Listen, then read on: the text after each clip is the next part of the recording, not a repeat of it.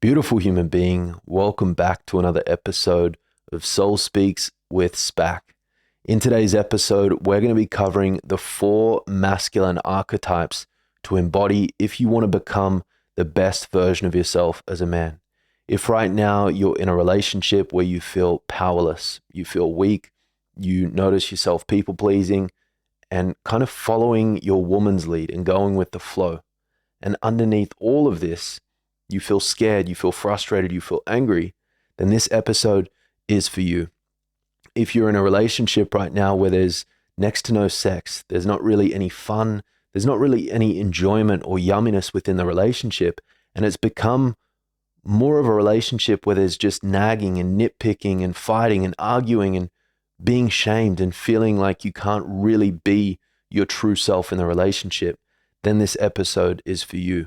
Make sure you stick with me until the end, because for each archetype that we talk about and that we cover, I'm going to share with you some practical ways that you can bring more of this archetype into your life. And that's what these archetypes are really here for you to understand how you can be the best version of yourself, how you can be the kindest, most loving, yet most fierce, driven, and powerful version of yourself as a man. That's what these archetypes are here for. And I want to preface by saying I didn't come up with these archetypes. I've actually gotten these archetypes from an incredible book that I've read called King, Warrior, Magician, and Lover. And those are the 4 archetypes we're going to be discussing today. And that book is written by Robert Moore and Douglas Gillette. Powerful, powerful book. I thoroughly enjoyed reading this book. And this is what inspired today's episode. So full credit goes to them for the archetypes. But for the purpose of today's episode, I'm going to be speaking about the archetypes, and I'm going to share with you practical ways that you can start applying these in your life to improve the relationship you have to yourself, to your spouse, to your partner, to your wife, and also to help you level up in business and all other areas of life.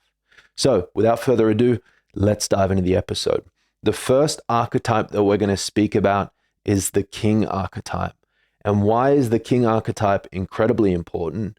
Because I believe that all of us have an inner king living within us. And when you think about it, the king is ordered. The king is structured.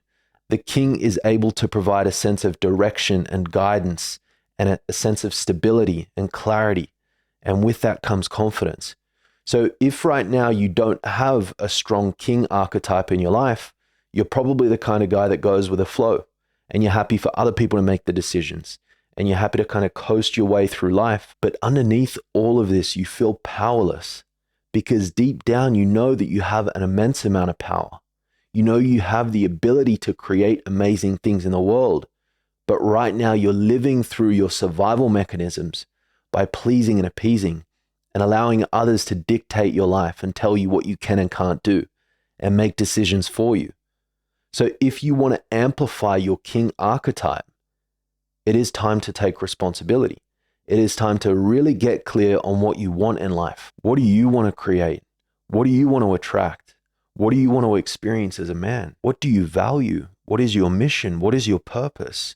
Where are you going in life? What is that thing that you're moving towards? What is pulling you through life? The clearer you can become on all of that, the more in control you will be. The more confident you will be, the more assertive you will be, the clearer you will be with where you're going.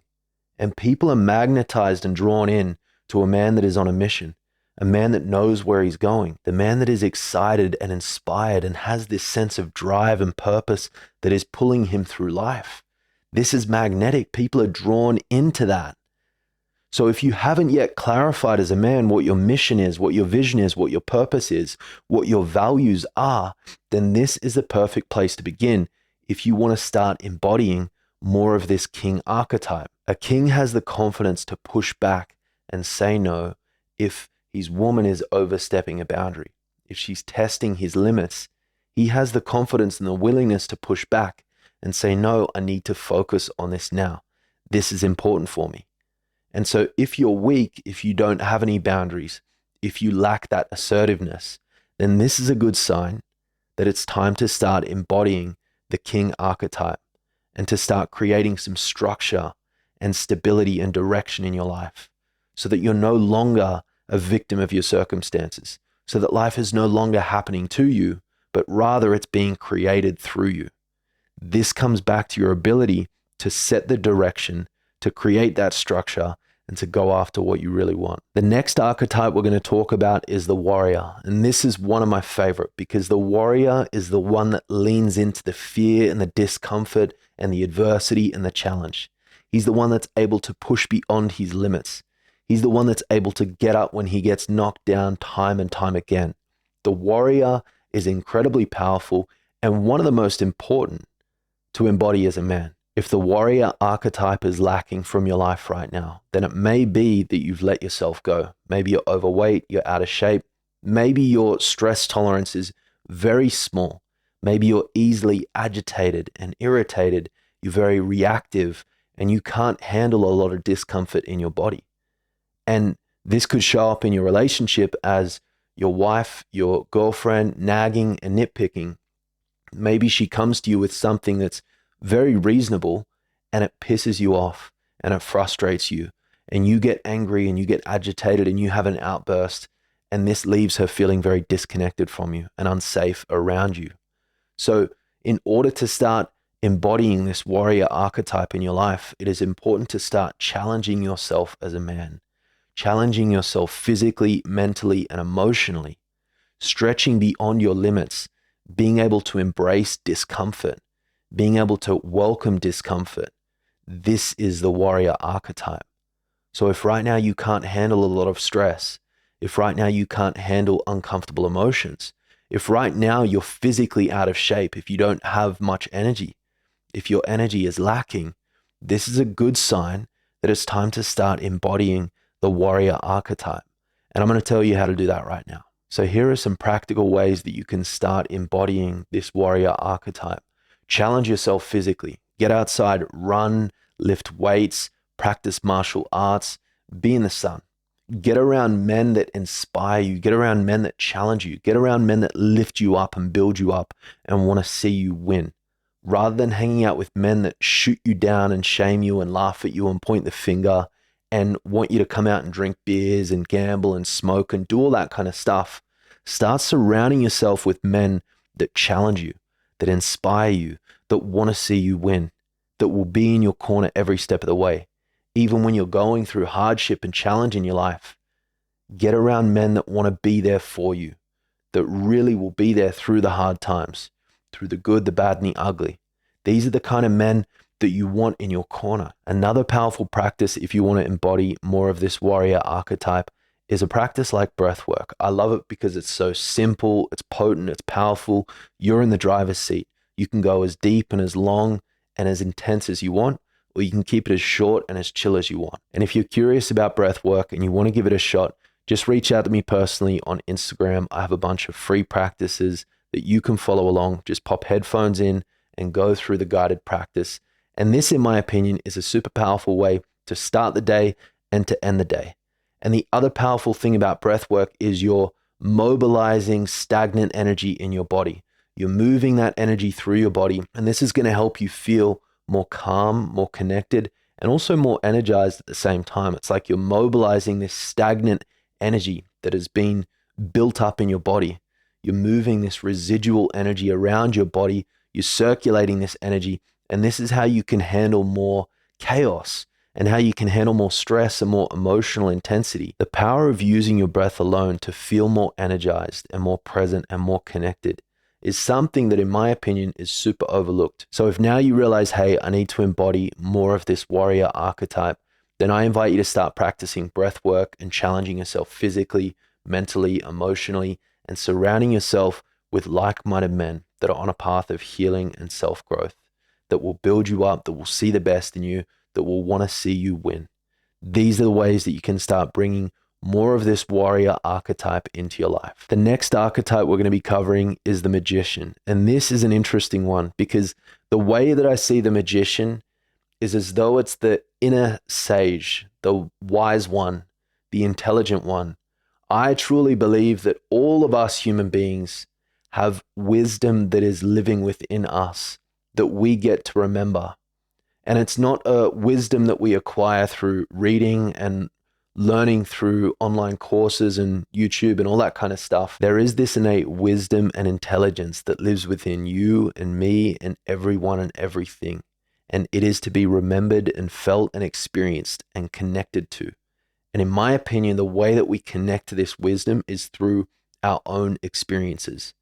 So there were many experiences from my own solo travel adventures where I found myself in the most profound, unique, wild experiences that I could have never even imagined. And it wasn't until after these profound experiences that I reflected on my own internal dialogue and my own internal experience.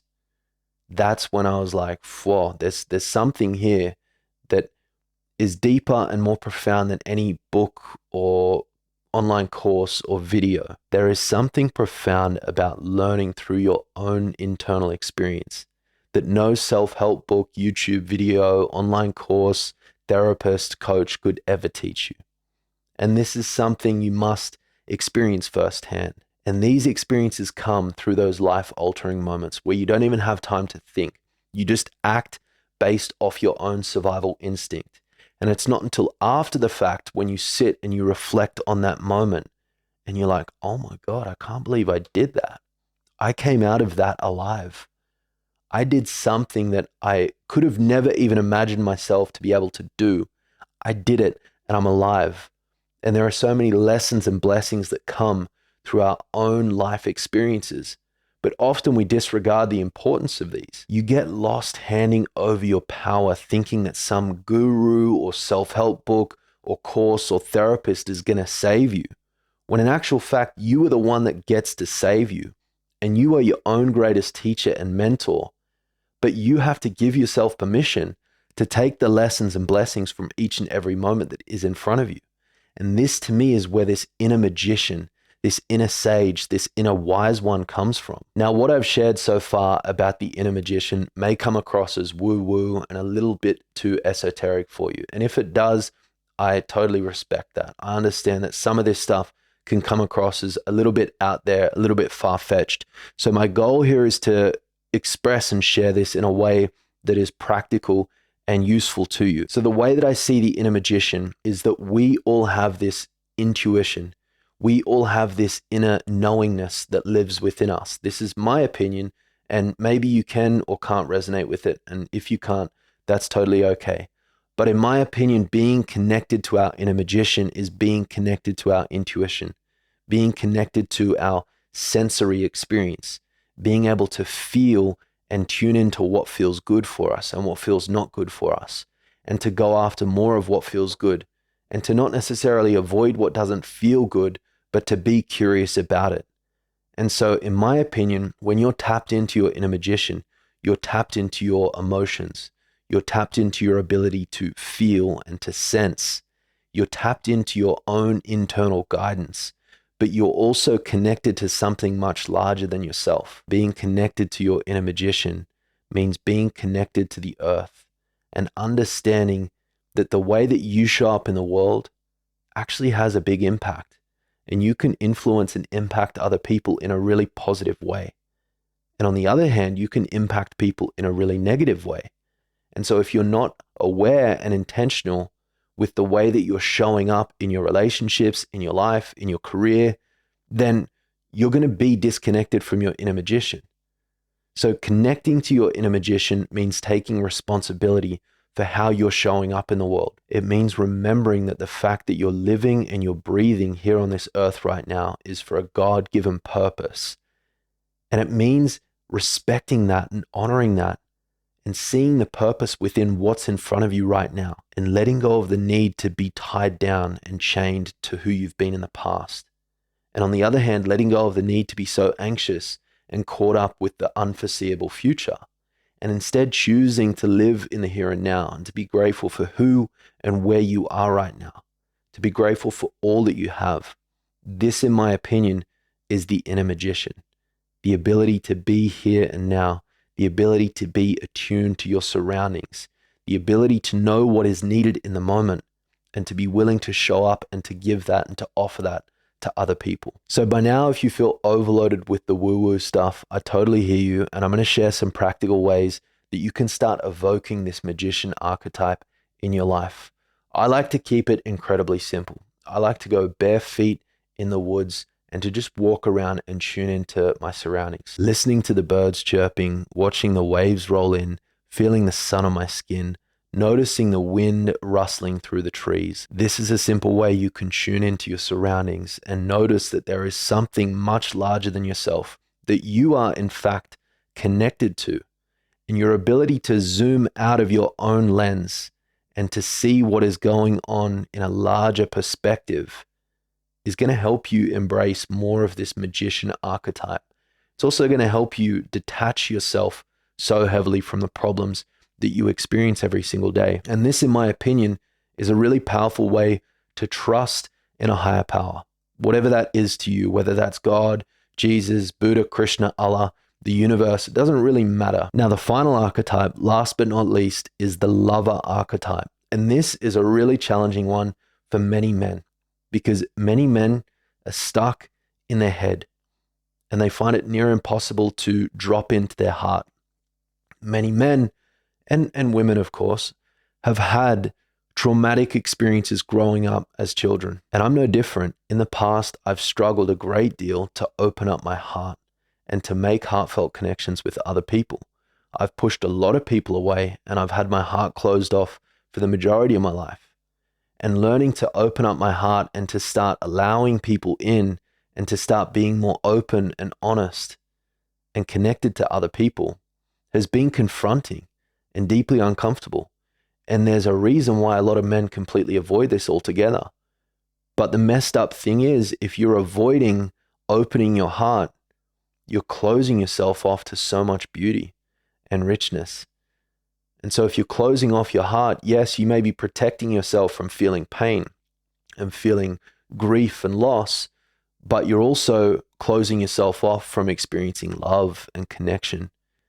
And this, in my opinion, is what life is all about, is being able to connect, is being able to share your heart with other people and to receive love from other people. And it all comes back to your ability to open up your heart. And I know that that could even sound a little esoteric and woo-woo within itself. So I am going to share practical ways that you can actually start to open up and unlock your heart so that you can truly connect with other people. And one of the most common complaints that I hear from the women that I support is that the men in their lives have a really tough time opening up their hearts. And women want to feel connection. That's what they really value.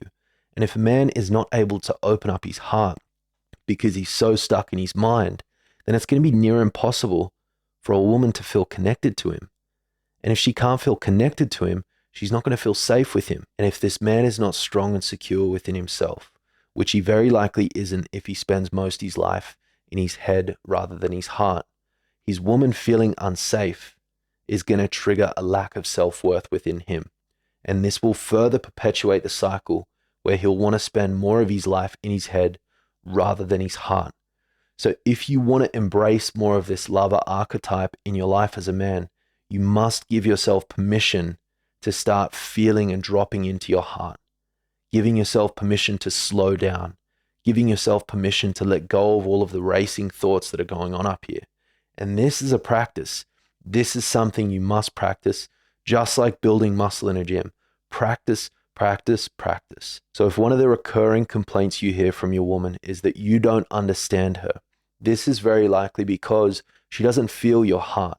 Because you spend so much time in your head, she doesn't feel your heart and she wants to feel connected to you. So this may not be an invitation for you to get defensive and for you to just throw your hands up and say, I just don't understand women and they don't understand me. This could actually be an invitation for you to start slowing down and attuning and dropping into your heart and getting curious about the wounded little boy that is living within you, that is afraid of feeling a pain that he once felt as a little boy. The more that you can slow down and tune in and be willing to open up your heart and to be honest and authentic and open and expressive, the more connected she's going to feel to you, the more safe she's going to feel with you, and the more that she's going to want to open up and be around you as well. So just know that you can open your heart at any moment, but it takes courage and it takes a willingness and it takes time to slow down and to drop out of your mind. And so if right now you're a man that feels disconnected from your heart, just be aware of that and accept that and acknowledge that and make a commitment to yourself to start connecting to your heart, to start connecting to other people, to start really seeing yourself and understanding yourself and loving yourself and accepting yourself. This is the best place to begin if you want to start embodying more of this lover archetype. The lover is passionate. The lover is driven. The lover is excited. The lover is in love with life, is in love with the good, the bad, the ugly, the right, the wrong, all of it. The lover is able to welcome it all and to love it all, because love is such a powerful energy. It has the ability to break through any shame and fear and guilt that has kept you stuck for so long. When you can accept and love and embrace all of who you are, this is incredibly magnetic. And it doesn't have to be in a fake way. This takes practice. It takes practice to start accepting yourself and loving yourself, especially if you've spent so much of your life shaming yourself and shooting yourself down and feeling guilty and feeling fearful and feeling ashamed for who you are. It is a practice to start loving and accepting yourself. This is a venture that I consistently show up and commit myself to each and every day in every single way. So if you've spent most of your life being blamed and shamed and criticized and nagged and nitpicked, just know that in the beginning, accepting and loving yourself is going to feel uncomfortable. It's going to feel a little bit foreign, but like anything in life, it is a skill that you must practice. Just like building muscle in the gym, learning to accept and to love and to embrace yourself and others as they are is a skill that you must practice every single day. So I invite you now to start becoming curious about the parts of yourself that you haven't yet accepted and that you aren't able to love. I invite you to start visualizing yourself loving everything and everyone as it is, without feeling the need to change or to fix or to do anything different or to be anything or anyone other than what you are. The more that you practice this, the more it is going to become a part of who you are. The more it is going to become second nature. Just like riding a bike, just like getting muscles in the gym, the more you practice, the easier it becomes. So my invitation, my challenge to you is to start practicing accepting and loving yourself and others, and opening your heart and leading with love, leading with curiosity, leading with kindness, patience, and compassion. These are all incredible virtues and characteristics that are going to help you tap in to the lover archetype that is already living within you. Another thing to understand is that all of these archetypes that I've mentioned today, they're already living within you.